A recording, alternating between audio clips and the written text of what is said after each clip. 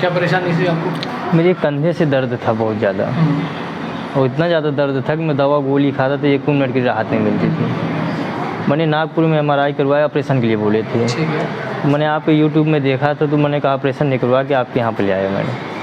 अभी कैसी लग रही तबीयत आपको? अब तो बहुत अच्छा लग रहा है। आज से मान 4 दिन हुआ, मगर मुझे ऐसे लग रहा है कि कुछ नहीं है। सब ओके? जी सर, अभी कोई दिक्कत? कोई दिक्कत नहीं सर। कहाँ से आए आप लोग? हम आए हैं चित्रकूट से। चित्रकूट प्रयागराज? ये प्रयागराज से 100 किलोमीटर पड़ता है दूर। 100 किलोमीटर? जी। अभी 4 दिन हमने ट्रीटमेंट किया, आप जी ओके? जी ओके पूरे। ठीक है।